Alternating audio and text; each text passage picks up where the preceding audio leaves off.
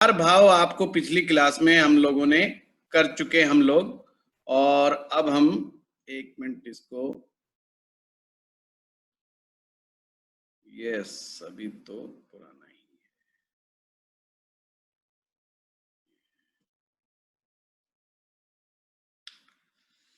पंचम भाव,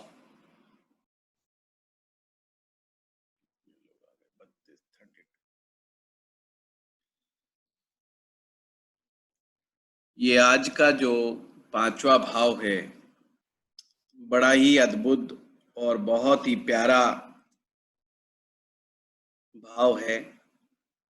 ये एक ऐसा भाव है मित्रों, जिसकी वजह से अब सभी लोग इस संसार में जीवित हैं।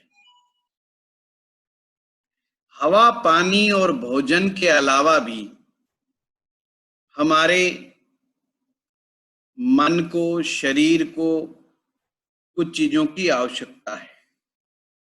उसकी पूर्ति ये पंचम भाव करता है। अब कुछ महत्वपूर्ण बिंदु पर जिस पर मैं गौर करवाना चाहूंगा। एक लाइन मैंने आपको कहा कि जिसके कारण हम इस संसार में जीते हैं, और एक प्रकार से हम ये भी सोचते हैं कि हम लंबा समय तक जिए। तो एक जैसे गाना है ना, जिए तो जिए किसके लिए जिए। तो किसके लिए जीना है, ये बात पंचम भाव हमें समझाता है। ये किसी से भी बात पूछी जाए कि आप किसके लिए जी रहे हैं, तो नाम बताएगा।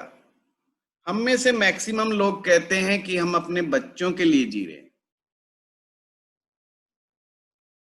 हमारे बच्चे ये कर लें तो फिर कोई चिंता नहीं, हमारे बच्चे वो कर लें तो फिर कोई चिंता नहीं। और अगर एकदम से मौत हमारे सामने आके खड़ी हो और पूछे कि बता तुझे क्यों छोड़ दूं, वो कहेगा कि अभी मेरे बच्चे कैरियर में सेट नहीं है, उनके ब्याह नहीं हुए, उनकी शादियां नहीं हुई, मेरी जिम्मेवारियां पूरी नहीं, मेरे पीछे मेरा परिवार है। अर्थात वो सभी लोग जिनके कारण, जिनके प्रेम में हम बंधे हुए इस संसार में जीते हैं और इस संसार के तमाम दुखों को झेलते हैं। अब समझना, ये कनेक्शन जो है, ये कनेक्शन प्यार का कनेक्शन है, प्रेम का कनेक्शन है। और प्रेम में भी उत्कृष्ट कोटि का जो प्रेम होता है, वो होता है अनकंडीशनल लव। पंचम भाव लौकिक प्रेम और अलौकिक प्रेम दोनों को ही दिखाता है। गुरुजी, हाँ जी। रिकॉर्डिंग ऑन नहीं हुई है। नहीं, मैंने तो ऑन कर दी थी। चल रही है रिकॉर्डिंग?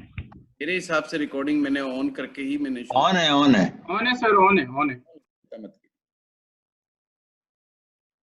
तो लौकिक और परलौकिक जो प्रेम है, वो हमारा पंचम भाव से ही आता है। ये डिवाइन लव का परिचायक भाव है। इसीलिए जीवन का सर्वानंद यहां पर छिपा हुआ है। सर्वानंद। जब हम आनंद की बात करते हैं और हर प्रकार के आनंद की बात करते हैं, तो पंचम भाव पर जाना पड़ेगा। फोर्थ हाउस में तो आपने मजा देखा था। बढ़िया गाड़ी मिल जाए, कहेंगे मजा आ गया, पर आनंद आ गया, ये बात बहुत कम मुंह से निकलती है। क्योंकि आनंद तो पंचम भाव की बात है ना। और लौकिक प्रेम हमारे अपने बच्चों के साथ, हमारे अपने माता पिता के साथ, हमारे भाई बहनों के साथ, हमारे मित्रों के साथ, किसी के साथ भी संबंध जुड़ सकता है। पंचम भाव संबंध जोड़ने का भाव है, कनेक्ट करता है ये। तो शुभ भाव है। किसी से भी पूछ लो जीवन में क्या चाहिए, क्या होना चाहिए, हर कोई कहेगा आनंद होना चाहिए। यानी पंचम पर डे हमें एक नई होप दिखाता है, नई आशा की किरण दिखाता है पंचम भाव, कि अभी तुम्हें जीना है और ज्यादा जीना है। हम जीते हैं आनंद के लिए, हम जीते हैं अपने उन लोगों के लिए जिनके साथ हम कहीं ना कहीं कनेक्टेड हैं। बहुत ही प्यारा भाव है। इसीलिए शायद ऋषियों ने कहा है ये विष्णु जी का स्थान है। भगवान श्री हरि विष्णु नारायण भगवान, और जिनकी लीलाओं से तो आप अवगत हैं। उपनिषदों में कहानियां भरी पड़ी हैं, पुराणों में भरी पड़ी हैं कहानियां। विष्णु पुराण को ही उठा के देख लीजिए, कितनी कहानियां हैं। भगवान ने कब कब माया नहीं दिखाई। हम इस संसार में जब नहीं आए थे उसी समय उन्होंने एक माया मनुष्य जीवन में डाल दी। क्या माया डाली? एक तो आपको पीछे के जन्म का कुछ याद नहीं रहेगा, दूसरा आप इस जन्म में किसी ना किसी के साथ प्रेम में जरूर पड़ जाओगे। अब चाहे वो लौकिक प्रेम हो या अलौकिक प्रेम हो। लौकिक लिविंग रिलेशंस जो मैंने अभी बताए, अलौकिक परमात्मा का प्रेम। या तो आप इंसानों से कनेक्ट होंगे या आप परमात्मा से कनेक्ट होंगे, दोनों स्थितियां हैं। ऐसा हो ही नहीं सकता कि आप दोनों को छोड़ दें, कि परमात्मा से भी ना कनेक्ट हो और लोगों से भी ना कनेक्ट हो। अगर ऐसा जीवन में कभी आ जाए तो समझ लेना अंतिम समय आ गया। क्योंकि ये कनेक्शन बहुत इंपॉर्टेंट है, कनेक्शन बहुत जरूरी है। विष्णु जी की माया के कारण हम लोग कनेक्ट हो ही जाएंगे किसी ना किसी के साथ, क्योंकि कर्म का चक्कर भी तो चलना है ना। प्रेम में धोखा भी तो मिलना है ना, प्रेम में तकलीफें भी तो मिलेंगी, प्रेम में बहुत सारी चीजें ऐसी हो जाती हैं जो हम नहीं चाहते। इसी से हमारे कर्म बंधन चुकता होते हैं। पिछले जन्म में यदि हमने किसी को धोखा दिया है, किसी के साथ चीटिंग की है, रिश्तों में हमने चीटिंग की है, इस जन्म में पंचम भाव आपको तैयार मिलेगा। अगर यहां गड़बड़ है तो समझना पीछे से करके आए हो गड़बड़। अगर गड़बड़ नहीं है तो ये आपके पुण्यों का घर है, पुण्य यहीं से उदयमान होते हैं आपके। पंचम के अच्छा होने का तात्पर्य है पिछले जन्म में आप बड़े शुभ कर्म करके आए हैं जी। तो हम नोट कर सकते हैं इस बात को कि हमारे शुभ कर्मों का प्रतीक है पंचम भाव। इस भाव का स्ट्रेंथफुल होना अच्छे कर्मास इन पास्ट लाइफ दिखाता है। और जब आप शुभ कर्म करके आओगे, कर्मा थ्योरी कहती है कि आपको इस जन्म में आनंद प्राप्त होगा, परमेश्वर का आशीर्वाद प्राप्त होगा। इसीलिए तो पंचम भाव भक्ति का भाव है जी। नवधा भक्ति तो आपने सुनी होगी, बहुत बार जिक्र आता है। अभी रामायण में भी जिक्र आया था, जब सबरी भगवान राम से नवधा भक्ति का ज्ञान मांगती है। नवधा भक्ति बहुत ही उत्तम है। पर भक्ति तो किसी भी प्रकार की हो, भक्ति का तात्पर्य ही है कि भक्ति भक्त को भगवान से जोड़ती है, कनेक्टर है जी भक्ति, कनेक्शन करती है, भक्त और भगवान का संबंध बनाती है। और ये भाव तो विष्णु जी का भाव है, और विष्णु जी जिसके साथ संबंध बना लें उसकी तो वैसे ही नहीं आ पा रहे। क्यों? क्योंकि वो पालन करता है। आपके पालन करता यदि श्री हरि विष्णु जी हो जाएं तो इस संसार में धन की और ऐश्वर्य की कमी है क्या? क्योंकि धन और ऐश्वर्य की जो देवी हैं वो तो साक्षात उनकी धर्मपत्नी है, मां लक्ष्मी। इसलिए कुछ लोग प्यार से इसे लक्ष्मी भाव भी कह देते हैं। लक्ष्मी भाव है जी, सारी लक्ष्मी तो पंचम में समाई हुई है। क्योंकि लक्ष्मी जी का कथन है जहां श्री हरि विष्णु जी रहेंगे वहीं लक्ष्मी जी का वास होगा। तो एक प्रकार से विष्णु जी लक्ष्मी जी का वास है। यहाँ पर पालना करने वाले का आशीर्वाद है। पंचम जितना अच्छा होगा उतनी आप में पालना करने की, दूसरों को पालने की शक्ति आप में बढ़ जाएगी। और दूसरों को तो जब ही पालेंगे ना जब आपके पास धन होगा। जब लक्ष्मी जी आशीर्वाद दे रही हैं तो धन बहुत है। बहुत सारे लोग पूछते हैं धन आना चाहिए, कैसे आएगा? एक्चुअल में सभी चाहते हैं आए तो सही, पर हार्ड वर्क ना करवाए। हमारे हरियाणा में कहते हैं घुटने ना रगड़वाए। धन तो आ जाए पर घुटने रगड़वा के धन आया तो क्या आया? कैसे आना चाहिए? अचानक से आ जाए। हिंदुस्तान में कहावत है ना, छप्पर फाड़ के दे दे। छप्पर फाड़ के धन चाहिए। छप्पर फाड़ के तो धन खैर कौन मांगता है, उसके मतलब एक ही है, अचानक से दे दो, बिना मतलब ही दे दे, कोई दूसरा आए गिफ्ट के रूप में मिल जाए। जितने भी प्रकार के गिफ्ट आपको मिलते हैं इस संसार से पंचम भाव डिसाइड करता है। अचानक से मिलने वाला धन, अचानक से मिलने वाले गिफ्ट। और गिफ्ट किसको मिलते हैं भाई? या तो आप नेता बन जाओ, गिफ्ट का अंबार लगा रहेगा, हर कोई अपना काम निकलवाने के कुछ ना कुछ देके जाएगा। नहीं देगा, डंडा तो है ही ना नेताजी के पास, निकलवा लेंगे। अफसरों के पास, उच्च अधिकारियों के पास अपने काम निकलवाने के लिए गिफ्ट मिल जाएंगे। या आप किसी ऐसे पद पर हो जहां पर किसी का फायदा पहुंचा सकते हो, वहां अक्सर गिफ्ट आ जाते हैं। सेलिब्रिटी हो तो भी गिफ्ट आ जाते हैं। जो ये गिफ्ट हैं ये अचानक से ही तो धन है। हम कौन सा सुबह सुबह उठते हैं और दिमाग लगाते हैं कि आज कौन सा गिफ्ट कौन आदमी लेके आएगा, हमें नहीं पता। और गिफ्ट आता है तो आनंद आता है, खुशी मिलती है। चाहे एक पैनी गिफ्ट में मिले, हल्की सी खुशी सही मिलती है खुशी। पंचम जो है, पंचम आपका भविष्य काल है। पंचम डिसाइड करता है आपका फ्यूचर, भाग्य भाव डिसाइड नहीं करता।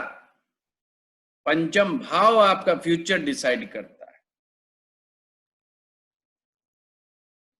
किसी से भी पूछ लो पंडित जी के पास क्यों जा रहे हैं? भाग्य को दिखाने। भाग्य को दिखाने, भविष्य पता करने। सब कहेंगे भविष्य पता करने। आप लोग ज्योतिषी के पास भविष्य पता करने ही तो जाते हैं। और ज्योतिषी साहब क्या करते हैं, वो नवम भाव देखते हैं, वो भाग्य भाव पे आ जाते हैं। पंचम देखते हैं क्या भविष्य के लिए? बड़ी चूक है यहाँ पर ही, बड़ा असमंजस है। असली सूत्र है पंचम देखो, भविष्य जानना है तो। बिना पंचम भविष्य नजर नहीं आएगा। विष्णु जी का कितना बड़ा आशीर्वाद है, जितना बड़ा आशीर्वाद उतना भविष्य सुरक्षित। अब एक एग्जाम्पल और देता हूं। पांचवा भाव मैंने कहा अनकंडीशनल लव दिखाता है, और अनकंडीशनल लव हम केवल इस संसार में अपनी औलाद के प्रति देते हैं। कोई भी माँ बाप अपने बच्चों को किसी कंडीशन से नहीं पालता कि मैं अच्छे उसका जीवन यापन करूं, अच्छे तरीके से उसको अच्छे स्कूल्स में पढ़ाऊं, अच्छे कॉलेज में पढ़ाऊं, ट्यूशंस वाले को घर पे बुलाऊं, बढ़िया बढ़िया फूड प्रोवाइड कराऊं, अच्छी से अच्छी सुरक्षा दूं, उसको लग्जरी दूं। माँ या बाप कोई बोलता है क्या कि बुढ़ापे में तू मुझे क्या देगा? पर सही मायने में हमारा भविष्य किसी और के हाथ में हो ना हो, हमारी औलाद के हाथ में जरूर होता है। आपका अंतिम समय या आपका बुढ़ापा आप ओल्ड एज होम में काटेंगे या अपने घर में राजा की तरह जिएंगे, आपके बच्चे कितने आज्ञाकारी होंगे, आपके कही गई बातों को सुनेंगे या नहीं सुनेंगे, या एकाकी जीवन जीना है। और मित्रों, जवानी तो कहीं पर भी निकाल लोगे, कहीं उठकर, कहीं बैठ करके, कहीं सो करके, शरीर में जान है, निकल जाएगी आराम से। कटता नहीं तो बुढ़ापा, और वहां पर आपकी जो रियल पूंजी है, जो आपकी अपनी औलाद है, वो डिसाइड करती है कि आपका बुढ़ापा कैसा कटेगा। आपका भविष्य काल आपके संतान के हाथ में है, और पंचम भाव ही संतान देता है। इसीलिए बार बार कह रहा हूं, पंचम अच्छा तो भविष्य अच्छा। संतान अगर आपकी अच्छी है तो आपका भविष्य अच्छा है, बेशक जवानी कैसी गई हो। बुढ़ापा बहुत इंपॉर्टेंट है। जवानी तो रो के, हंस के, लड़ के, झगड़ के, संघर्ष करके, कितने भी जुल्मों सितम सहन करके काट लोगे, बुढ़ापे में समस्याएं आती हैं। इसलिए संतान का अच्छा होना बहुत निहायत आवश्यक है। अक्सर मैं अपने विद्यार्थियों को कहता हूं, इन्वेस्टमेंट करनी है तो बच्चों के संस्कारों में करो। शायद एफडी, आपके म्यूचुअल फंड्स, शेयर मार्केट पता नहीं कब धोखा दे जाए, और ना भी दें तो क्या है, बुढ़ापा इनसे थोड़ी चलेगा। असली म्यूचुअल फंड्स, असली आपकी एफडी तो आपकी औलाद है। अपने औलाद को संस्कार जरूर दीजिए।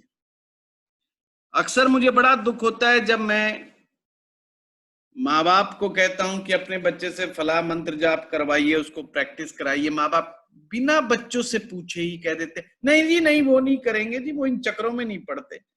तो तुम बेवकूफ हो जो तुम इस चक्कर में पड़ रहे हो, क्योंकि तुम मानते हो ये बेकार चक्कर है ज्योतिष।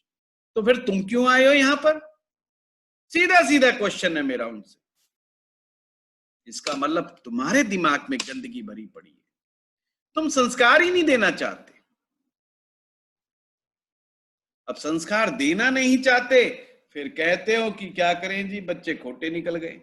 भाई बच्चे तो आप ही का वर्जन है। आप जैसे हो उससे का वो एडवांस वर्जन मिलेंगे। फिर रोना किस बात का? बड़े बुजुर्ग लोग आते हैं मेरे पास, मेरे बेटे ने ऐसा कर दिया, 2 बेटे हैं, 3 बेटे हैं, कोई काम नहीं आ रहा, फला हो गया, मकान भी बंटवा लिया, दुकान ले ली, ये हो गया, वो हो गया, तरह तरह की बातें आती हैं। रोते हैं बेचारे, बड़ा दुख होता है। कुंडली से तो समझ में आ जाता है कि ये 5वां भाव गड़बड़ाया हुआ है इनका। परमात्मा की भक्ति से ये भाव मजबूत होता है, मंत्र के जाप करने से ये भाव मजबूत होता है। इसीलिए इसे मंत्र पद भी कहा गया है। मंत्र पदा पंचम भावा, मंत्र पद है 5वां भाव। मंत्रों के संस्कार यहीं से तो उपजते हैं साहब।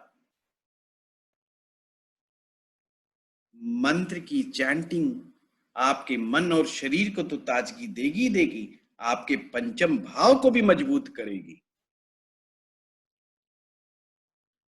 क्योंकि पंचम भाव अगर गड़बड़ा गया तो आनंद गायब, संतान निकम्मी, धन अचानक वाला तो भूल जाओ। लॉटरी सट्टे जुए का बड़ा लोग शौक रखते हैं कि अचानक से पैसा आ जाए, पूछते हैं मुझसे बहुत ज्यादा।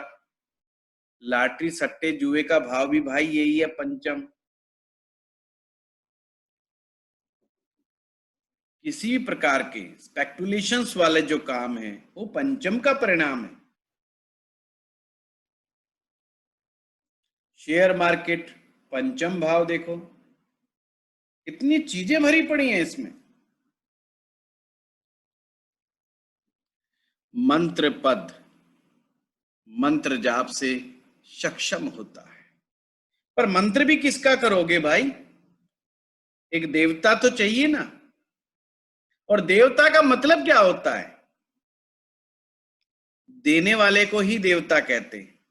वैसे तो संस्कृत में शब्द का अर्थ दूसरा है देवता का।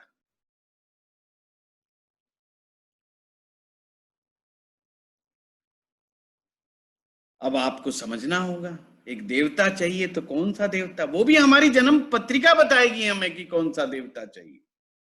ऐसे मत कनेक्ट हो जाना, कहीं पर भी मन उठाया, अच्छा सारी भीड़ जा रही है फलाने राम जी के पास, तो तुम भी जाकर के धोख लगा दी। किसी ने तेल चढ़ाया, तुमने भी तेल चढ़ा दिया। किसी ने कहा भाई शीर्षासन कर लो, तुमने भी शीर्षासन कर लिया। किसी ने कहा सफेद चद्दर चढ़ा दो, सफेद चद्दर चढ़ा दी। अरे भाई भटको नहीं, ज्योतिष आपको समझा रहा है ऑलरेडी। आपकी जन्म पत्रिका आपका दर्पण है, वो आपको बता रही करना क्या है।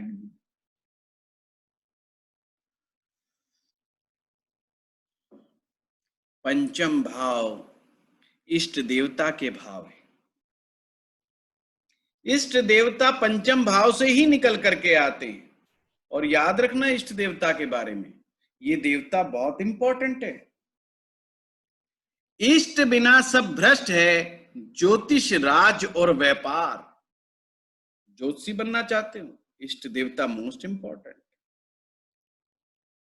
राजा बनना चाहते हो, बिना इष्ट देवता संभव ही नहीं। बड़े अच्छे व्यापारी बनना चाहते हो, बिना इष्ट देवता की कृपा के संभव ही नहीं। और ये जो इष्ट देवता हैं वो शक्ति है, जिनकी पिछले जन्म में आप जिनके साथ कनेक्टेड थे, ऑलरेडी कनेक्टेड थे, पिछले जन्म में जिसकी आपने भक्ति की है, जिनके साथ कनेक्ट थी। बस अब की बार तो एक छोटा सा कनेक्शन बनाना, रिकनेक्ट करना है। जैसे दो मित्र कई वर्षों के बाद मिले, 20, 30, 40, 50 साल के बाद, कितना समय लगेगा उनको जान पहचान बनाने में? आप कहेंगे कुछ नहीं, हाय हेलो ही करनी है। देखो कैसे दोनों में घुटती है, पुरानी यादें ताजा हो जाती हैं।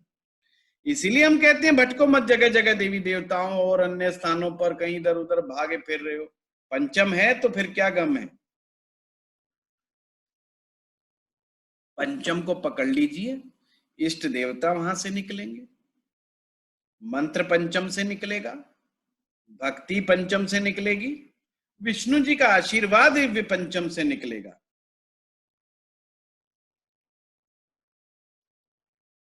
बड़ी बातें हो गई लौकिक अलौकिक। अब थोड़ा सा आज के युग में आ जाते हैं, पांचवें भाव। वैसे पांचवा भाव ऐसा जितना मर्जी बोल लो खत्म ही नहीं होता, 2 घंटे भी बोल लो तो पंचम भाव नहीं खत्म होता, इतनी चीजें पंचम भाव। आज के समय में लव अफेयर का बड़ा जोर है। आप क्या समझते हैं अभी है? नहीं जी नहीं, पहले से ही है। हमारे यहाँ तो साक्षात विष्णु जी को अवतार लेना पड़ गया प्रेम के लिए। प्रेम का अवतार भगवान श्री कृष्ण के रूप में समाज में प्रेम को स्थापित करने के लिए। केवल जाकर के गुफाओं में कंदराओं में बैठ जाना पंचम भाव की पूर्ति नहीं करता। इसलिए यही भाव ऐसा है जो कहता है कि भाई सन्यास कोई ठीक बात नहीं है। घर छोड़ करके भाग जाना, कुंभ के मेले में भाग जाना, साधु बन जाना, सन्यासी बन जाना, पंचम भाव कहता है अच्छी बात नहीं है, मोक्ष नहीं है। कनेक्ट होना पड़ेगा। सन्यासी हो जाओगे तो संतान नहीं होगी, पंचम भाव को तो आपने पहले ही काट दिया, आनंद कहां से आएगा? आनंद तो प्रेम में ही है जी। जो आनंद प्रेम में है वो शायद इस संसार के किसी तत्व में नहीं है। इसलिए परमात्मा रस है, प्रेम में ही तो रस है। और रस कहाँ है? इस संसार में अगर कहीं रस है तो प्रेम में ही रस है। इसीलिए उसे रस है वह सह कहा है परमात्मा। रस है, रस का है परमात्मा, रस है वह सह। जो रस है वो ही परमात्मा है, अर्थात जो प्रेम है वही परमात्मा है। और परमात्मा प्रार्थनाओं में है। प्रेम से प्रार्थना उपजती है और प्रार्थना से परमात्मा उपजता है। पर आजकल तो मामला ही दूसरा हो गया, प्रेम तो होता ही नहीं, अटैचमेंट होती है, अट्रैक्शन होता है, जिसको हम प्रेम समझ बैठते हैं। पर ये भी चलो, जैसा भी है, लोगों की अपनी समझ। लव अफेयर की बात कर लेते हैं। पंचम भाव अच्छा होगा तो जिंदगी में प्रेम जरूर होगा, जिसे आप अपनी भाषा में आज के समय लव अफेयर कहते हैं। वैसे अफेयर शब्द ठीक नहीं है, अफेयर का मतलब नेगेटिव सेंस में होता है। पर क्या करें, जैसी भाषा लोगों को समझ में आती है बोलनी पड़ती है हमें भी। लोग कहते हैं जी एक अफेयर चल रहा है। अरे अफेयर तो भाई षड्यंत्र है एक प्रकार का, ये क्या बात हो गई? प्रेम प्रसंग चल रहा है, हिंदी भूल गए। लव अफेयर पंचम भाव का ही खेल है। जितना मजबूत होगा, कभी कभी प्रेम जो है ना ज्यादा बढ़ जाता है ना। एक पुरुष के पास कई महिलाएं आ जाती हैं, दिल ज्यादा बड़ा है ना उसका, तो एक साथ कई रीटा मीटा पीटा कईयों को एक साथ रख लेता है वो। पंचम भाव का ही परिणाम है। अब इसको दुष्परिणाम कहें या सुपरिणाम कहें। अगर आप जवान हैं तो आप सुपरिणाम कहेंगे, अगर आप बुजुर्ग हो गए तो दुष्परिणाम कहेंगे। वो समय समय की बात है। आप हमारे आंखों के चश्मे बदल जाते हैं, बस चीजें वही रहती हैं। लव अफेयर पंचम भाव की परिणति है। किसी भी प्रकार का क्रिएटिविटी, आर्ट, गाना बजाना, नाचना, डांस करना, ड्रामा, एक्टिंग, मूवीज, आपका सारा बॉलीवुड, आपका हॉलीवुड, ड्रामा, थिएटर, सभी पंचम भाव में ही तो हैं। अगर हीरो बनना चाहते हो, हीरोइन बनना चाहते हो, पंचम भाव को चेक करो भाई। 1 मिनट में डिसाइड हो जाएगा हीरो बनोगे कि नहीं बनोगे, हीरोइन बनोगे कि नहीं बनोगे। पांचवा भाव ही डिसाइड कर देगा। सिंपल सी बात है। पर ध्यान रखना, जो ये हीरो हीरोइन वाला मैटर है ना बॉलीवुड वाला, उसमें राहु बहुत बड़ा रोल अदा करता है। बिना राहु के पॉसिबल नहीं है। राहु का मतलब बहरूपिया होता है, रूप बदलने पड़ते हैं ना हर कलाकार को, हीरो को, हीरोइन को, हर फिल्म में नया रूप बदलता है वो बहरूपिया। इसलिए खुद का राहु भी स्ट्रांग होना जरूरी है। केवल पंचम भाव अकेले से भी काम नहीं चलेगा। आगे पढ़ेंगे आप अगले कोर्स में तो कई कई कॉम्बिनेशंस हैं। There are lot of permutation and combination in astrology. अगर पंचम अच्छा और राहु अच्छा तो जाओ ना कलाकार। एक्टिंग आप में नस नस में आपको एक्टिंग मिलेगी, कला मिलेगी आपको। कोई अद्भुत कला जरूर मिलेगी आपको। चाहे आपको डांस अच्छा आए, एक्टिंग अच्छी आए, कला, बहुत अच्छे ड्रामा आर्टिस्ट हो जाओ। अगर चलो साहब ये भी नहीं आता, कुछ और संयोग बना, एनिमेशंस का काम, ग्राफिक डिजाइनिंग का काम, ज्वेलरी डिजाइनिंग का काम, फैशन डिजाइनिंग का काम, कितनी भी प्रकार की डिजाइनिंग हो, इंटीरियर डिजाइनिंग का काम, सबके सब तो पंचम की देन है। और मेरे जैसा ज्योतिषी भी बनना है तो भी पंचम की देन है। मैं भी थोड़ी बहुत एक्टिंग कर लेता हूं ना, हाँ, तो बस ऐसा ही है। पंचम भाव कहीं ना कहीं मन के भाव को प्रदर्शन करने का मेरे मन में जो भाव है मैं उसको प्रदर्शित कर सकता हूं। एक्सप्रेशंस, एक्सप्रेसिवनेस, मन के भाव का एक्सप्रेशन पंचम भाव है। इसीलिए तो पंचम भाव वाले जिनका स्ट्रांग होता है, सामने वाले को, लड़की है तो लड़के को, लड़का है तो लड़की को बहुत जल्दी समझा लेता है भाई। एक्सप्रेसिव है ना। कई बेचारे होते हैं बुद्धू चंद, बोल ही नहीं पाते सारी जिंदगी कि हम तुम्हें प्यार करते हैं, नहीं बोल पाते ना। पूरी बॉलीवुड की फिल्में बनी हुई हैं बहुत सारी, पंचम भाव से ही प्रभावित है। समझ गए होंगे, सेल्फ एक्सप्रेशन। इसीलिए एक ही लाइन में कहूंगा, सर्व आनंद छिपे हुए हैं, सारे रस छिपे हुए हैं पंचम में। कोई सा भी रस देख लो, सिर्फ दुख वाला रस नहीं है। हम दुखी होते हैं, हमारा समझने का चक्कर अलग है। अगर हमारा किसी से प्रेम चल रहा है और उस प्रेमिका के साथ अगर आपकी शादी हो गई, तो प्रेम का क्या होगा राम जाने। हम सोचते हैं कि मिल गए तो हम सक्सेसफुल। भगवान श्री कृष्ण तो कुछ और ही बात कह रहे हैं। वो तो कह रहे हैं नहीं मिले तो प्रेम अमर हो गया। मिलने पे तो आपको पता ही है, फिर पति पत्नी के जोक्स है सारे भरे रहते हैं आजकल, चुटकुले, किस्से, कहानियां। पत्नी सोचती है कहां फंस गए, पति सोचता है कहां फंस गए। वो प्रेम कहां गायब हो जाता मुझे पता नहीं है। वो लव मैरिज वाले, अफेयर वाले जो हैं, फिर वो वकील का एड्रेस ढूंढते फिरते हैं। तो कहानी, मुद्दा ये नहीं कि अरेंज मैरिज या लव मैरिज, नहीं नहीं, मेरा मुद्दा बिल्कुल भी नहीं है उस चीज। मेरा मुद्दा तो ये है कि जिससे प्रेम करते हो, अगर प्रेम में शुद्धता है तो भावनाएं नहीं बनेगी शादी की। क्योंकि पंचम फिजिकल रिलेशन है ही नहीं। अगर कहीं ना कहीं फिजिकल रिलेशन की मंशा है प्रेम में, तो पंचम से आया हुआ प्रेम नहीं, फिर तो अफेयर से आया हुआ प्रेम है।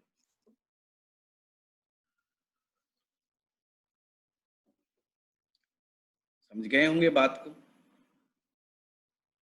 पांचवा भाव बहुत ही अद्भुत है। भगवान श्री कृष्ण ने की जो लीलाएं हैं, हम उसमें राधा रानी का नाम बढ़ा लेते हैं। आप वृंदावन चले जाओ, हर जगह राधे राधे, वो तो मंत्र बन गया जी, राधे राधे। भगवान श्री कृष्ण के साथ तो राधा रानी खड़ी है, रुक्मणी तो खड़ी ही नहीं है। भगवान श्री कृष्ण यही तो संदेश दे रहे हैं कि देखो, हमारा प्रेम जो कि फिजिकल लेवल पे नहीं था, आत्मिक लेवल पे, आत्मा लेवल पे, सोल लेवल पे। ये अंग्रेज लोग बहुत आजकल सोलमेट सोलमेट ढूंढते रहते हैं, ढूंढने निकलते हैं सोलमेट और पता नहीं कौन सा मेट पकड़ लाते हैं। सोलमेट के लिए पंचम भाव का उदयमान होना बहुत जरूरी है जीवन में। भगवान श्री कृष्ण से सीखो, पंचम भाव सीखना है तो भगवान श्री कृष्ण बताएंगे कि पंचम कितना बड़ा है।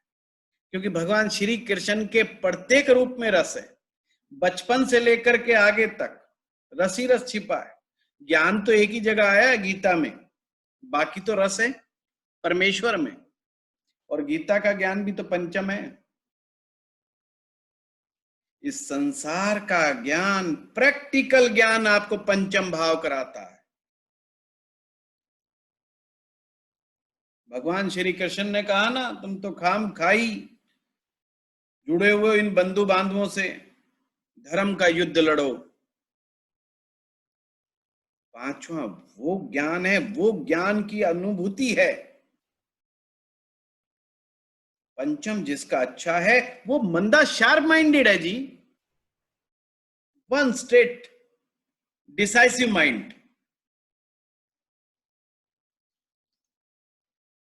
लाइफ में क्या करना है क्या नहीं, उसको अपना भविष्य पता है। वो अपना एक मार्ग निकालता है और सीधा उसी ट्रैक पे चलता रहता है और आनंद भोगता है। बहुत सारे लोग अपने जीवन में ट्रैक ही नहीं ढूंढ पाते। वहीं पर सबसे बड़ी गड़बड़ियां हो जाती। पंचम भाव पाप ग्रह बिल्कुल नहीं चाहिए, ना ग्रह है तो ठीक है, वरना शुभ ग्रह ही बैठे तो अच्छा है। कुंडली में ये गड़बड़ा गया तो फिर आनंद के मामले में ढूंढते रह जाओगे। चलिए अगली यात्रा करते हैं। बड़ा प्रेममय वातावरण हो गया, थोड़ा सा कटु वातावरण कर लेते हैं। अगला भाव छठा है। परमात्मा कहते बैलेंस रखो, मीठा मीठा शहद खाओगे डायबिटीज हो जाएगी, थोड़ा थोड़ा कड़वा भी करते रहो। सर अभिलाष सर, एक डाउट था। हाँ बताइए सर, ये शतरंज की जो क्रिएटिविटी होती है वो भी इससे ही देखते हैं क्या सर, चेस खेलने का? बिल्कुल बिल्कुल, हमेशा ध्यान रखिए क्रिएटिविटी प्लस ब्रेन इधर जुड़ेगा, वहां पर पंचम है। ठीक है। ऐसा कोई गेम जहां दिमाग से मारा जाए, शतरंज। एक क्वेश्चन है doctor PB Soni ji. Sir. जैसे कि हमारा ये होता है कि कोई डॉक्टर है, कोई एस्ट्रोलॉजर है, कोई इंजीनियर है, तो ये भी क्रिएटिविटी में आएगा जो टाइप ऑफ स्टडी जो हुआ?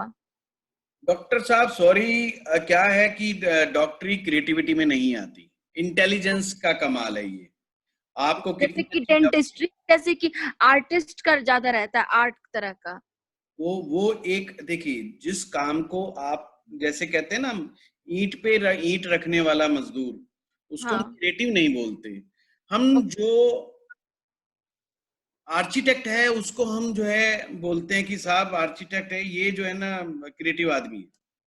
तो इंजीनियर भी मजदूर जो, मैं बता रहा हूँ, एक सुनिए बात को। मजदूर जो है ईंट पर जब ईंट रख रहा है, उसको किसने बताया कि ऐसे ऐसे रख, और वो ऐसे ऐसे कर रहा है। अच्छा, क्रिएटिविटी जब मानी जाएगी आप कुछ नया क्रिएट करके दिखा रहे हैं जिसमें। अच्छा, मतलब ये प्रोफेशन से रिलेटेड नहीं हुआ, ये हॉबीज हो गया एक तरीके से। हो सकता है अच्छा, कल को आप एक्टिंग और ड्रामा के बड़े अच्छे योग हैं और आप एक्टिंग ड्रामा ही करने चल दिए, तो आपके प्रोफेशन को डिसाइड कर रहा है भाई। अगर एस्ट्रोलॉजर का अगर मूड बन रहा है तो फिर ये भी 5th हाउस से। पंचम। Okay, thank you sir.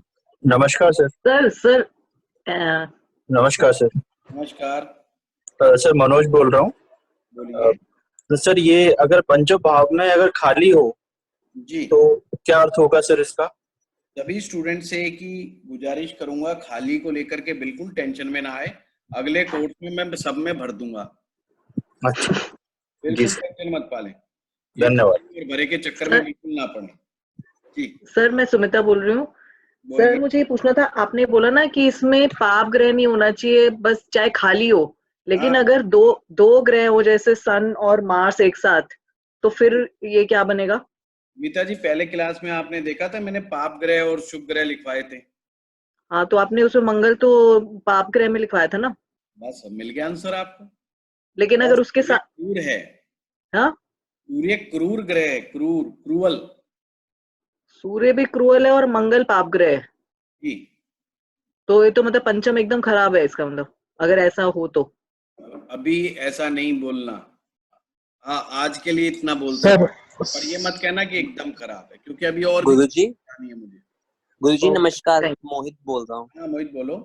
हाँ जी गुरुजी, मेरे को एक ये बात पूछनी थी। आपने ना राशि के बारे में जैसे पिछली क्लासों में पढ़ाया, तो जैसे मेरे को ना उसमें थोड़ा बहुत ना कंफ्यूजन रहता है, तो मैं उसको कैसे मतलब उसको थोड़ा सा मतलब कर सकूं क्लियर अपना।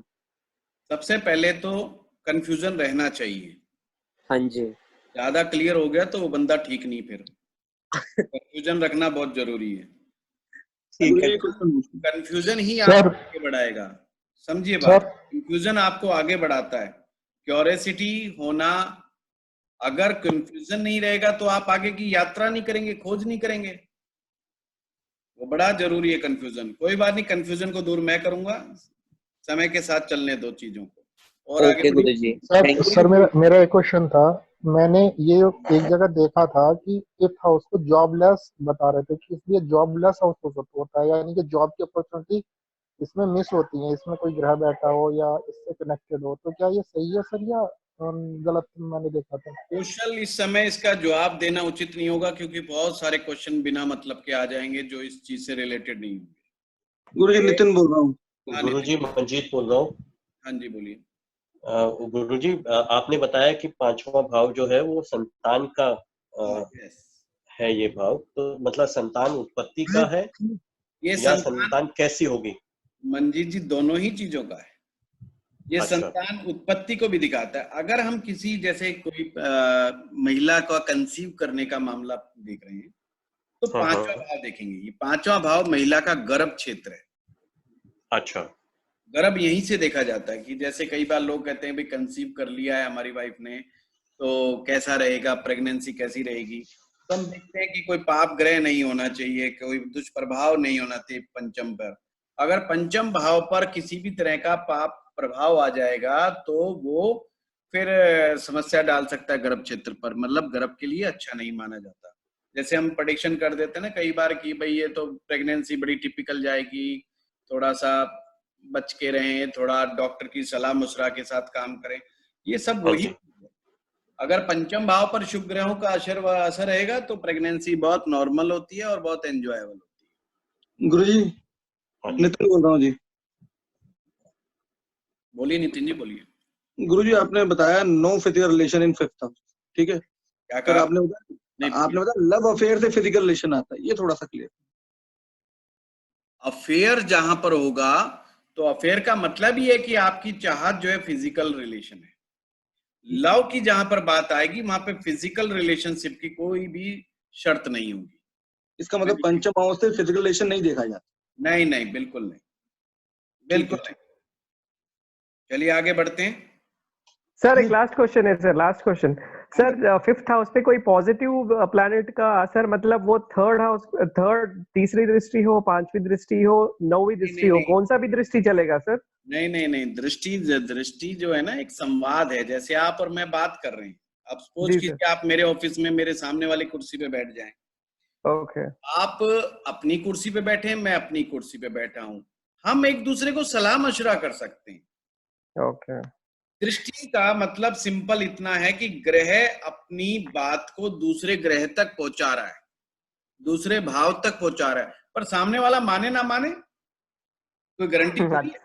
Okay okay. सर एक क्वेश्चन था कि जो आपने बताया, कौन मानेगा? वो जो आपस में दोस्त होंगे, मित्र होंगे। जब हम अपने मित्र को कहते हैं यार तू ऐसा कर, तू कल से पीली शर्ट पहन, वो शायद गारंटी दे। पर आप अनजान आदमी को यार तेरे ऊपर पीली शर्ट तू पहन, हो जाएगा तेरी ऐसी कम तैसी, मैं क्यों पहनूं भाई, मर्जी है, मैं पहनूं ना पहनूं, हु आर यू। सर एक क्वेश्चन अभी आया था, आपने जो बताया था कि गर्भ क्षेत्र महिला का देखते हैं, तो इसमें क्या पुरुष का भी देखते हैं? पुरुष का गर्भ क्षेत्र नहीं होता ना डॉक्टर साहब। अरे मतलब कि जो भी उनमें प्रॉब्लम रहा हो, प्लस माइनस जो भी रहा हो। नहीं नहीं नहीं, पुरुष का अलग देखते हैं, ठीक है। पंचम महिला का जो वो गर्भ क्षेत्र। हाँ, ओके, थैंक यू सर। ठीक है, चलिए अब आगे बढ़ते हैं छठे भाव के तरफ। छठा भाव, पहला भाव जो था आपका, जो मस्तिष्क था, वो आपका अंदर का नेचर था, आपका इनर ट्रेड्स, जिसे हमने कहा था प्रकृति। छठा भाव बिल्कुल उसका विपरीत है, विकृति। दिमाग की विकृतियां जो होती हैं वो छठे भाव से देखी जाती हैं। अब दिमाग की विकृतियां क्या है? पागल को नहीं कहते पागल भी छठा भाव, नहीं नहीं नहीं, पागलपन नहीं। कुछ इंटेलिजेंट लोग भी बड़े पागल होते हैं, और मैंने तो इंटेलिजेंट को ही पागल देखा है। जो बेचारे सीधे साधे होते हैं तो मेरे बहुत अच्छे होते हैं, उनके तो पंचम भाव ही बहुत अच्छा होता है। जो ज्यादा इंटेलिजेंट होता है वो छठा भाव ज्यादा एक्टिव हो जाता है उनका कई बार। छठे भाव से क्या देखते हैं? रोग, मानसिक परेशानियां, रोग, मानसिक परेशानियां, मुकदमेबाजियां, लड़ाई झगड़े, सेपरेशंस, ये सब के सब हम छठे भाव से देखते हैं।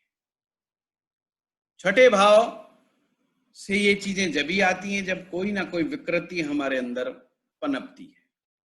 ये छह जो हैं, इनको छह रिपु भी कहा गया, छह शत्रु भी कहा गया, इसलिए इसको कुछ लोग शत्रु भाव भी बोलते हैं। और अध्यात्म में जिक्र है षड रिपु का। षड रिपु, छह प्रकार के रिपु में शत्रु। पुरानी पुस्तकों में छठे भाव को रिपु भाव बोलते हैं। तो ये जो शत्रु है षड रिपु, कौन कौन से हैं? काम, क्रोध, लोभ, मोह, अहंकार और ईर्ष्या। ये षड रिपु हैं, 6 प्रकार के रिपु हैं। 2 तरह के होते हैं शत्रु, एक आपके सामने और एक आपके अंदर। 6 ही शत्रु बाहर हैं और 6 ही शत्रु आपके अंदर हैं। बाहर का शत्रु आपके ऊपर कर्जा हो, आप बीमार हो, बीमार में ना कोई रोग ऐसा लगा हुआ है जो बिना दवाइयों के मतलब खाते रहो, कंट्रोल में रहे, मामला बस चलता रहे, धक्के मार मार के, मुकदमेबाजियां लगी हुई हो आपके ऊपर, आप सेपरेटेड हो, घर परिवार ने आपको अलग थलग कर दिया है, या पत्नी ने आप पत्नी के साथ आप अलग थलग हो गए, ये 6ठा भाव की ही तो दिक्कत है। शत्रु आपके खून के दुश्मन हो, प्यासे हो। 6ठा भाव कंपटीटर का भी है, कंपटीटर भी आपको परेशान करते हो। ये 6 शत्रु कुल मिलाकर के, और कर्जा, रोग, शत्रु, मानसिक परेशानियां, कंपटीटर, ये सब 6 प्रकार के दुश्मन तुले रहते हैं। दुश्मन किसे कहा? सबसे पहले तो ये सबसे बड़ी बात कि दुश्मन किसे माने। दुश्मन उसे कहते हैं मित्रों जो आपके मार्ग की रुकावट हो, जो आपको गुमराह करे, जो आपके मार्ग में ऑब्स्टेकल क्रिएट कर दे, वो आपके शत्रु हैं। आपको आगे बढ़ने से जलें, आपके आगे बढ़ने में रुकावटें डालें, वो आपके शत्रु हैं। पर बाहर जो शत्रु हैं वो तो दिखाई दे जाते हैं, अंदर के शत्रु कैसे देखें? और इन 6 शत्रुओं में से भी जो अंदर के हैं, काम, क्रोध, लोभ, मोह, अहंकार, सबसे बड़ा शत्रु जो है ईर्ष्या है। ये दिखाई भी नहीं देता, बाकी चलो अंदर के भी समझ में आ जाते हैं। जब आप क्रोध में होते हो, जब आप काम अवस्था में होते हो, जब आप लोभी हो जाते हो, जब आप और चीजों में पड़ जाते हो, तो आपको कुछ कुछ तो समझ आ जाता है, रियलाइज हो जाता है, पर ईर्ष्या समझ में नहीं आती। क्यों आप ईर्ष्या करते हैं? किसी अमीर आदमी से आप इतने ईर्ष्यालु क्यों हैं? क्यों नहीं समझ में आता हमें? जब हम नरेंद्र मोदी को फेंकू बोल देते हैं, पता है कौन बोलेगा? ईर्ष्यालु व्यक्ति। जब हम बाबा रामदेव को व्यापारी बोल देते हैं, कौन बोलेगा? ईर्ष्यालु आदमी। किस बात की ईर्ष्या? क्योंकि वो खुद बाबा रामदेव नहीं बन पाया, बाबा रामदेव जैसी प्रॉपर्टी, बाबा रामदेव जैसा धन अर्जित नहीं कर पाया। ईर्ष्या है, पर कहे भी क्या, कसूर भी क्या निकाले? कुछ निकनेम निकाल दो, थोड़ी ईर्ष्या शांत हो। मोदी से वो इसलिए चिढ़ता है क्योंकि वो खुद प्रधानमंत्री बनने लायक नहीं है, उसको कहीं भविष्य दिखाई भी नहीं दे रहा कि मैं प्रधानमंत्री बन सकता हूँ। निकाल दो ना कुछ, राहुल गांधी को पप्पू कह दो। ईर्ष्या है भाई, बिना कुछ करे उसे इतना बड़ा साम्राज्य मिल गया, चिढ़ रहे हो ना, इसलिए तो हमने उसका नाम कुछ और निकाल दिया। तो ईर्ष्या के इतने रूप होते हैं। हम कहेंगे अच्छा ये नाम निकालने से भी ईर्ष्या होती है क्या? हाँ बिल्कुल होती है। जब जाती हुई मर्सिडीज को हम कहते हैं अरे बेकार गाड़ी है, 1 लीटर में मात्र 5-6 किलोमीटर सारी चलती है, तेल पीती है दुनिया भर का। आपने कसूर निकाल दिया, मर्सिडीज 1 करोड़ की गाड़ी में कसूर निकाल दिया जी। ये ईर्ष्या नहीं तो क्या है? बेस्ट चीज में भी अगर आपको कसूर नजर आए तो ईर्ष्या समझ लेना। और ईर्ष्यालु आदमी कोई ना कोई कमी निकाल ही लेता है, सामने वाले में से खोज ही लेता है, किसी तरीके से रिसर्च कर लेता है पूरी कि इस बंदे में कमी क्या है। अगर सामने वाले में कमियां निकालने का अगर फार्मूला आपके पास है तो समझ लेना 6ठा एक्टिव है आपका। एक बड़ी छोटी सी स्टोरी है। एक बाबा जी थे, उन्होंने सिद्धि प्राप्त करी और सिद्धि के दम पर अपने कुत्ते को ऐसा आशीर्वाद दे दिया कि वो पानी के ऊपर ऊपर चल सकता था। एक ईर्ष्यालु आदमी टकरा गया, उसने पूछा कि महाराज जी आपके पास सिद्धि है, हमने सुना, कुछ दिखाओ। उसने कहा मैं क्या दिखाऊंगा, मेरा कुत्ता दिखाएगा। उसने कुत्ते को कहा, कुत्ता वहां नदी थी, वो कुत्ता जो है नदी के ऊपर से चल करके आ गया, यानी बिना तैरे। कुत्ते तैर लेते हैं पर वो ऐसे जैसे इंसान सड़क पे चलता है ऐसे कुत्ता 4 कदमों से चल के आ गया। बोला देखा कुछ तूने चमत्कार? बाबा जी ने कहा, कहता है हाँ सारे कुत्ते तैरना जानते हैं पर आपका कुत्ता तो तैरना नहीं जानता बिल्कुल भी। तो देखिए उसको सिद्धि नहीं दिखाई दी इतनी बड़ी चीज में भी कि कुत्ता वैसे चल करके आया, पानी के ऊपर चल करके आया। तो ईर्ष्या कुछ ऐसी ही चीज है जी, ये धीरे धीरे बढ़ती बढ़ती कई बार बहुत बढ़ जाती है और हम हर एक से उलझने लग जाते हैं, हमें पता भी नहीं चलता हम क्यों उलझ रहे हैं। हमें सारी ही कमियां दूसरों में दिखाई देने लग जाती है। अगर इस भाव में गति जब आती है जब हम सेल्फ एनालिसिस मोड में आ जाते हैं और हम सही रूप से अपना मंथन करते हैं। इसलिए छठा भाव मंथन भी है। जब ये शुभ होता है तो मंथन का भी ज्ञान देता है, और जब मंथन करेंगे जहर तो निकलेगा। विश्वमन, भवन मैंने उल्टी कर देना, विष जो आपके अंदर नस नस में छिपा है उसको बाहर निकाल दो। छठा भाव विष के इकट्ठा होने का भी स्थान है, इसलिए पाचन तंत्र यहीं से जुड़ा हुआ है। अगर नेगेटिव थॉट्स रखोगे तो पाचन तंत्र खराब हो जाएगा। सारा पाचन तंत्र छठे से, अमाशय और अमाशय के साथ साथ आपका पेनक्रियाज, आपकी आंतें, सब यहीं से हैं छठे में। अब इसी प्रकार से पति पत्नी के बीच में जब डिवोर्स होता है तो सेपरेशन होता है तो भी छठा भाव जिम्मेदार है। कर्जे में आप दब जाते हैं तो छठा भाव जिम्मेदार है। छठे भाव के बहुत रूप हैं, पर कोई नौकरी भी आप छठे भाव से ही करते हैं। मुसीबतों का दरवाजा है ये, आ जाती हैं तो मुसीबतें लाती। छठे को कंट्रोल में रखिएगा, अच्छा रहेगा। चलिए अगली यात्रा करते हैं सप्तम भाव की। इंपॉर्टेंट भाव, 1 से 5 तक भाव ऐसे थे जिसपे बहुत ज्यादा समय लगाना बहुत जरूरी था। उससे मैंने आपका बेस तैयार किया। अब आगे के भाव बहुत ज्यादा की जरूरत इतनी नहीं है, सब कनेक्टेड है एक दूसरे से। सप्तम भाव शादी का भाव है, आजकल बड़ा फेमस है, बड़ी डिमांड में है। युवक युवतियां आते हैं, जी शादी के बारे में बताओ, शादी के बारे में बताओ, शादी कब होगी। सप्तम भाव पार्टनरशिप है, सप्तम भाव आपकी डे टू डे इनकम है। सॉरी मैंने अभी तक वो नहीं करा।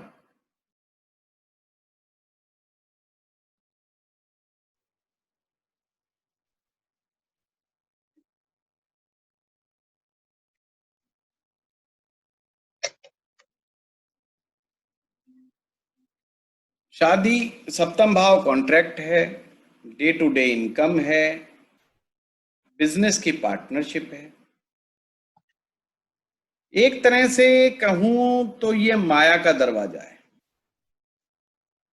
माया का भाव है। माया का मतलब समझते, इल्यूजन। इल्यूजन। लीजिए आप सारे के सारे जो है म्यूट कर लें अपने फोन को, अपने सिस्टम को, क्योंकि कुछ आवाजें पीछे से आ रही हैं, डिस्टर्ब कर देती हैं। सप्तम भाव वैसे तो जाने देखा जाए तो बड़ा इंपॉर्टेंट हो जाता है, पर इससे कुछ ज्यादा चीजें देखी नहीं जाती, क्योंकि शादी भी तो एक पार्टनरशिप ही है। शादी भी तो एक कॉन्ट्रैक्ट टाइप के, 7 फेरे 7 वचन, 7 फेरे 7 वचन और 7 जन्मों का बंधन, जिसे हम कहते हैं विवाह। शादी में 7 ही फेरे होते हैं क्या 7? सोचिए, अपनी अपनी शादी याद कीजिए। बहुत लोगों को नहीं पता 7 फेरे नहीं होते, लगते हैं 7। कैलकुलेट और बोलने में आता है। कितने चक्कर लगाए थे याद करना। 7 ही वचन दिए जाते हैं। लड़का लड़की को 7 वचन देता है, लड़का लड़की को 7 वचन देते हैं। इसलिए सप्तम भाव है, माया का दरवाजा है। माया मैंने इल्यूजन है। पति पत्नी को सच्चा साथी समझता है, पत्नी पति को सच्चा साथी समझती है, और ये इल्यूजन बना ही रहता है।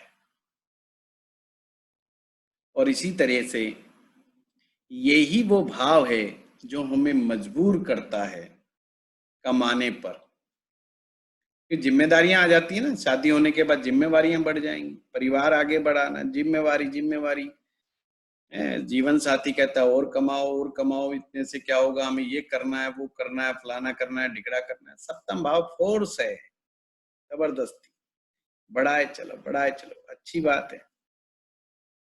और ये तो भाई बिल्कुल ही पाप ग्रह नहीं होना चाहिए, कोई भी ग्रह नहीं होना चाहिए यहाँ, तो एक भी ग्रह नहीं होना चाहिए, सूर्य से लेकर के शनि तक कोई नहीं, राहु केतु कुछ नहीं होना चाहिए इस भाव में। ये एक विशेष भाव है, यहाँ कोई भी ग्रह आएगा करेगा गड़बड़, एक भाव भी, एक ग्रह भी आ जाएगा गड़बड़ करेगा। और शुभ आ जाए तो भी गड़बड़, अशुभ आ जाए तो भी गड़बड़, गड़बड़ ही गड़बड़।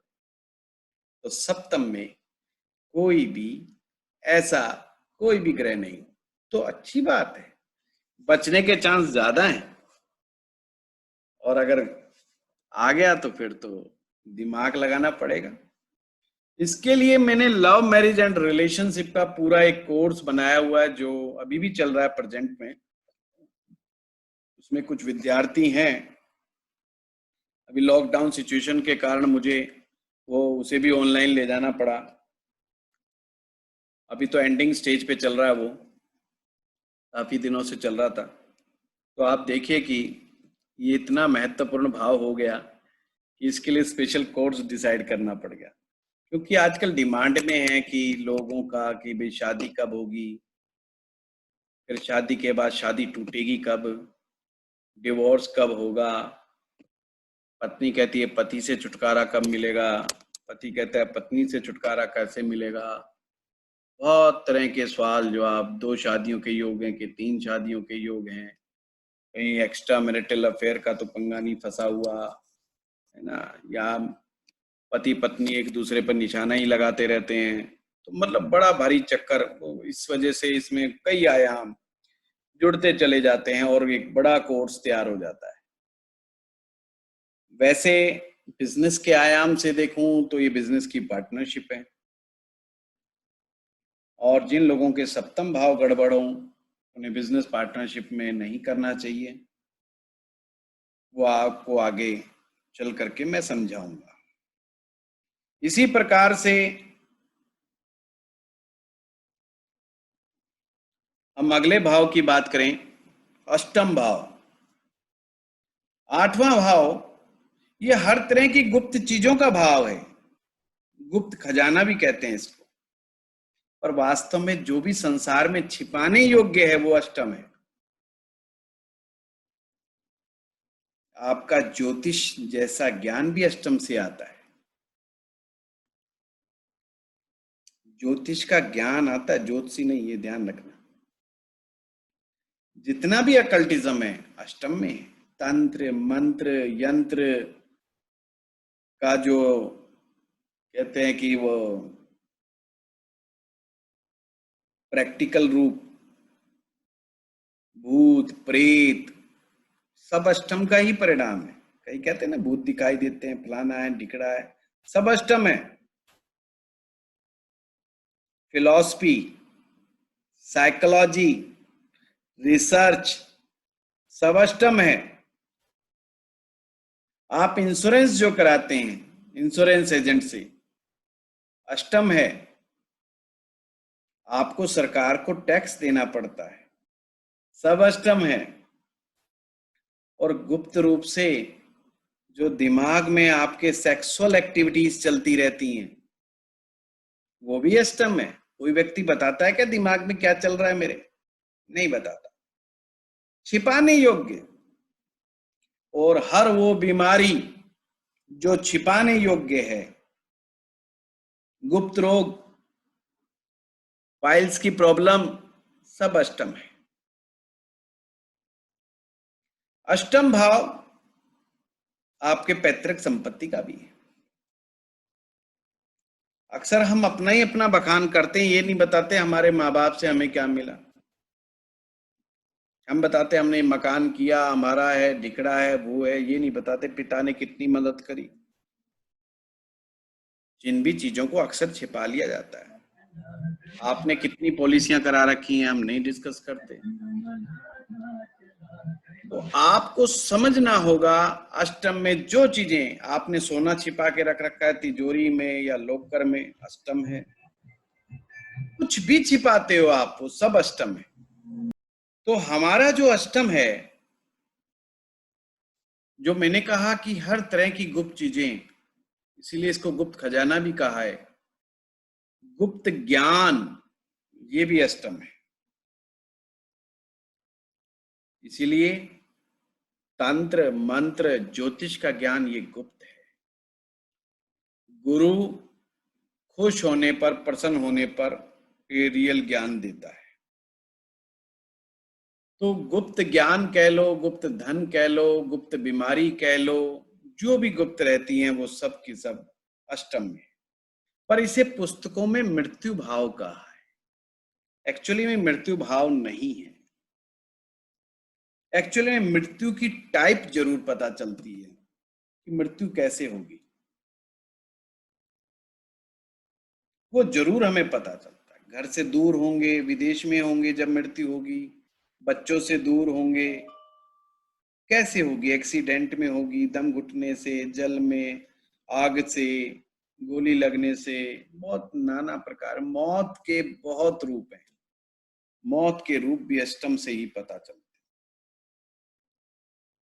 ठीक है, चलिए आज के लिए इतना। अब आप लोग क्वेश्चन पूछें। बताया कि सप्तम भाव में कोई ग्रह नहीं होना चाहिए जी। अगर ग्रह है तो क्या होता है? ग्रह है तो वो ही होता है जो होता आ रहा है, झगड़ा होता पर है। मैं इस पे एग्री नहीं कर रहा हूँ, इसलिए पूछ रहा हूँ। कौन बोल रहे हैं? प्रदीप दलेला। प्रदीप दलेला जी इंटेलिजेंट। देखिए ऐसा होता है, जब भी कोई ग्रह होगा, जब आप इसे आगे पढ़ेंगे ना इस कोर्स को, क्योंकि everyone living with the masking, पति पत्नी के मैटर में everyone living with the masking, हर किसी ने अपना एक मास्क लगा रखा है। या तो नंबर एक बात ये होती है, नंबर दो दूसरी एक और बात होती है, कभी कभी पति पत्नी संबंध कैसे होने चाहिए जो हमारे ग्रंथों में ऋषियों ने लिखे हैं वो हमें नहीं मालूम होते। तो वो जब तक पैमाना, हम किसके साथ कंपटीशन कर रहे हैं, मतलब हमारा मापदंड क्या है, बेंचमार्क्स क्या है, जब तक हमें किसी चीज के बेंचमार्क्स नहीं पता चलते तो हम रियल में कंपटीशन नहीं कर पाते या सही तुलना नहीं कर पाते। जैसे जब नोकिया के फोन आते थे, वो 115 था, क्या नंबर मुझे नहीं पता, और उस समय हम इसका मोबाइल के बारे में कहें कि साहब हम टीवी की तरह उसको इस्तेमाल कर लेंगे, तो सामने वाला नहीं मानेगा। परंतु आज सारी फोन जो है स्मार्टफोन हो गए हैं, सब में वो चीजें, आज तुलनात्मक बेंचमार्क हैं हमारे पास। ऐसे शादी में कुछ चीजें छिपी हुई हैं, और जब हम इस तरीके से ऑनलाइन क्लास कराते हैं पर्सनल लेवल पर, मैं हर किसी के मुझे वो रखना पड़ता है सबके लिए। बट हाँ, आज के लिए आप यही समझिए प्रदीप जी की ये प्रॉब्लमेटिक है, और जो आज मैं बात कह रहा हूं आप मुझसे अगले 2 साल तक भी पढ़ेंगे तो मैं इसी बात पर रहूंगा। और ऐसा नहीं कि मैं किसी गलत बात पढ़ रहा हूं।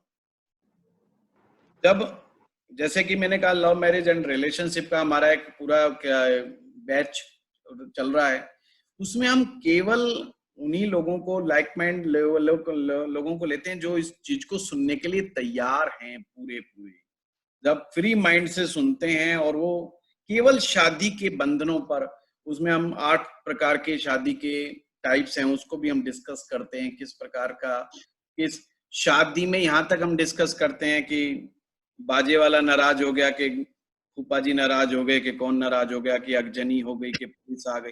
बहुत ज्योतिष महाविस्तार है।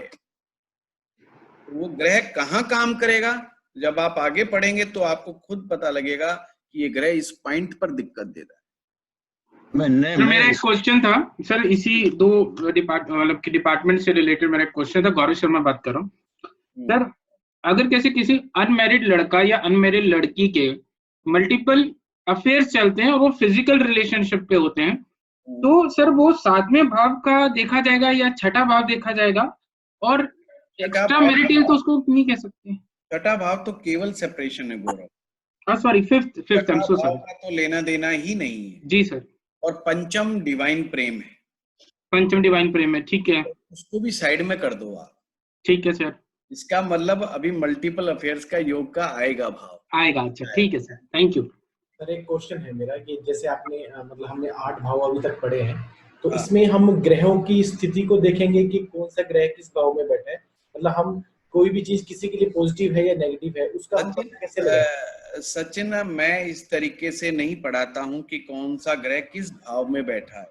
पहले तो मैं आपको क्लियर कर दूं, आर्ट ऑफ प्रेडिक्शन में भी आप नहीं देखेंगे इस तरह की चीजों को, क्योंकि वो रट्टाफिकेशन विद्या हो जाएगी। मैं आपको समझाऊंगा कि अगर ग्रह किसी भाव में बैठा है तो वो वहां पर क्या केमिकल इक्वेशंस बनेगी, जिससे आपको याद करने की जरूरत ना पड़े, क्योंकि इतने सारे कॉम्बिनेशंस होते हैं। अगर आप ऐसे याद करेंगे कि सूर्य सप्तम भाव में आएगा तो खराब करेगा, अगर सूर्य मेष राशि का हो गया तो कुछ और रिजल्ट देगा, सूर्य तुला राशि का उसी भाव में आ गया तो कुछ और रिजल्ट देगा।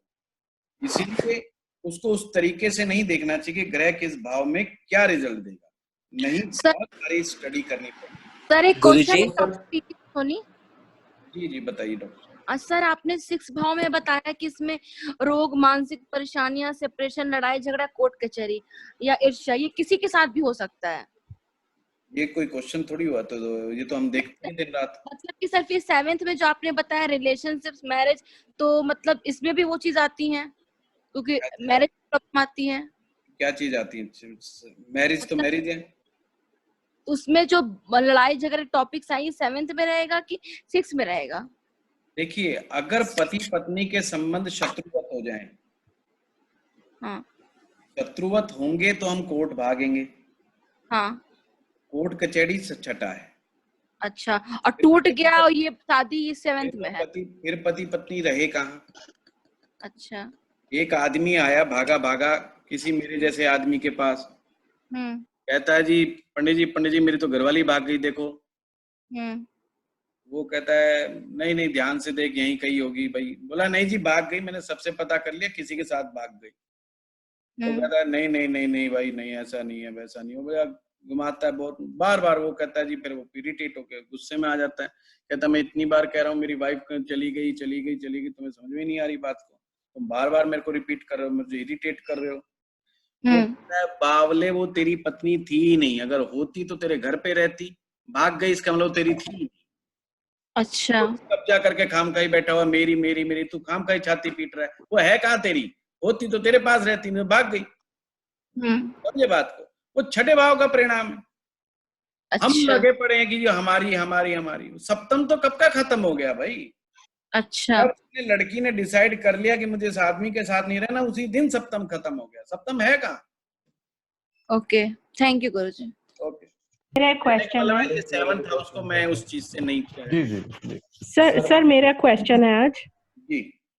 सर अगर किसी का 5th 6th 7th 8th 9th ये सारा ही खाली हो जी, तो उसका क्या मतलब हुआ? उसका कुछ मतलब नहीं हुआ, आज ही बताया मैंने, उसका कुछ मतलब नहीं है, उसका मतलब हम आगे बताएंगे। अच्छा, मतलब उसमें कोई प्लैनेट नहीं है। गुरुजी एक सवाल था। ओके गुरुजी एक सवाल था, कल तीसरा भाव पढ़ाते समय आपने कहा था कि तीसरा भाव वृद्धि का, ग्रोथ का पहला सोपान है। इसके बाद 3, 6, 10 और 11 ये उपचय भाव है। जी जी जी। तो छठा भाव तो सब खराब ही खराब लग रहा है, इसमें वृद्धि और आगे बढ़ने का तो कुछ दिख नहीं रहा है। प्रताप जी, इंसान की एक खासियत है, बिहार का आदमी सबसे ज्यादा IAS क्यों टॉप करता है? क्योंकि वहां पर क्राइसिस है। बिहार का आदमी इतना दबंग क्यों होता है? क्योंकि उसने दबंग पना से वो पला बड़ा है। बिहार का आदमी दूसरे प्रदेश में जाकर के अपना एक छत्र राज स्थापित करने की क्षमता रखता है, क्योंकि वो उसने उस चीजों को देखा है। क्राइसिस से निकलने वाला इंसान की इम्यूनिटी डेवलप हो जाती है। हर चीज के नेगेटिव ही नहीं होते, कुछ सकारात्मक हर भाव में होती हैं चीजें। छठा भाव से अगर आप किसी बंदे ने मुकदमे झेल लिए, आप उसको ये बार बार डराओगे क्या कि मैं तेरे पर नोटिस भिजवा दूंगा वकील का? वो कहेगा तेरे जैसे पता नहीं कितने मुकदमे देखे, तू भेज दे भाई, 2-3 तो चल रहे हैं, एक आधा और भेज दियो। वो नहीं डरेगा साहब, वो नीडर बनाता है। जब आपको ऊपर बढ़ना है तो आपको डर के नहीं चलना पड़ेगा, आपको ऊपर बढ़ने के लिए कुछ मादा रखना पड़ेगा। जैसे ही आप थोड़ा सा ऊपर उठते हैं ना, वो कहते हैं अंडा उसी की टांट पे लगता है जो भीड़ में से सर उठाता है। तो अगर सर उठाओगे, छठा भाव सर उठाने वाली कला है। तीसरे तक तो मामला चलो आपका अपना पर्सनल स्ट्रगल था, छठे के बाद तो आप सब सिर उठा देते हो ना समाज के अंदर की, भाई मैं बड़ा बनूंगा, मुझे चाहिए, अब लड़ लो जिसने लड़ना है। तो भाई अंडे तो आएंगे। आज ही जो व्यक्ति कहता है आज ही आप घोषणा कर दो मैं अपने इलाके से एमएलए का अगला चुनाव लड़ रहा हूं, पता चलेगा इतने दुश्मन कहां से आ गए रात रात में। मैंने तो किसी को गाली नहीं दी, क्योंकि आपने एक स्टैंड बना लिया कि मुझे राइज करना है। हो सके तो अगर आप में दम हुआ तो दो आपकी विपक्ष की पार्टियां 2-4 मुकदमे भी कर देंगी आपके ऊपर, झूठे आरोप भी लगा देंगी, आपके एकदम से कंपटीटर भी खड़े हो जाएंगे। तो साहब छठा भाव आपको उस चीजों से जूझने की स्ट्रेंथ भी देता है, आपकी इम्यूनिटी को डेवलप भी करता है। पिटने वाला एक आदमी के दो जूते रोज पड़ते हैं, 50वें दिन कहो भाई 2 मारेंगे तेरे को, आ जाओ साहब मारो, क्योंकि मुझे तो याद आ रही है 2 जूतों की, क्योंकि उसको तो आदत पड़ गई ना जूते खाने की, तो वो डरेगा नहीं जूते खाने से। तो डर जो निकालने वाली कला है, अष्टम भाव से डर आता है, अष्टम से फिर हम 11वां वो आगे की उसमें आ जाता ना, छठा भाव उससे 11वां है, लाभ में है, डर को निकाल देता है। ये जो छठा भाव है ये हेल्थ का जो ऐसे जिसमें इसमें जो हेल्थ हम देखते हैं छठे भाव हेल्थ नहीं देखते, गलत मत बोलिए, हेल्थ की विकृति देखते हैं। सर क्वेश्चन ये है कि जैसे मतलब एक लड़का लड़की की मैरिज होती है, तो मैरिज से पहले उनको सब कुछ सही लगता है, मैरिज के बाद या तो लड़के या लड़की में कोई ऐसी डिसीज होती है जो दवाइयां मतलब जेनेटिकली ट्रांसफर होती है नेक्स्ट जनरेशन में, तो ये चीजें मतलब आप ये बता रहे हो कि इस छठे भाव में ये चीजों का वो रहता है मतलब? नहीं, मैंने तो कहा ही नहीं ये बात कि जेनेटिक चीजें आगे जाएंगी। नहीं, मेरा क्वेश्चन सर ये है मतलब if you found it genetic चीजें जो होती हैं, जेनेटिक चीजें समझिए, कुछ चीजें ऐसी होती हैं जिसका नहीं पता होता, नहीं पता जहां शब्द लग जाए ना, जहां पर वो अष्टम है, वो छठा नहीं। छठे में जो रोग होता है वो प्रकट रूप में होता है। अच्छा ठीक है सर। चोट लग गई, आपका एक्सीडेंट हो गया, हड्डी टूट गई, पेट खराब हो गया, आपने कोई ठेले से कोई गलत चीज खा ली, आपको पता है यार ठेले पे खाया था, डाउट तो था, पर आप घर जाते पेट खराब हो गया, तो प्रकट है कि आपने किया था, हो गया। तो हम आगे की क्लासों में मतलब जो भी होगी उसमें हम ये सीखेंगे कि कुंडली में हम ये चीजें कैसे देखेंगे। जी ठीक है सर एक छोटा सा सवाल और था कि जैसे छठा भाव जो एक क्लासिफिकेशन हम लोग पढ़े हैं कि उपचय भाव, त्रिक भाव और त्रिष्टाय, वो मैं अभी छठा भाव आता है। ये 12 भाव के बाद में कराऊंगा। जी क्या बोले आप, लास्ट क्या बोले? त्रिष्टाय। हाँ त्रिष्टाय, हाँ, और त्रिक और उपचय तीनों में छठा भाव आता है, तो तीनों में ये अलग अलग कैसे है? अरे ये तो बहुत सिंपल है प्रताप जी, या भी मैं 12वें भाव के बाद यही कराने वाला हूँ, मैंने सारी बना रखी है, तैयारी कर रखी है पीपीटी। जी सर। त्रिक भाव वगैरह। अच्छा, थैंक यू, आप सभी का बहुत बहुत धन्यवाद।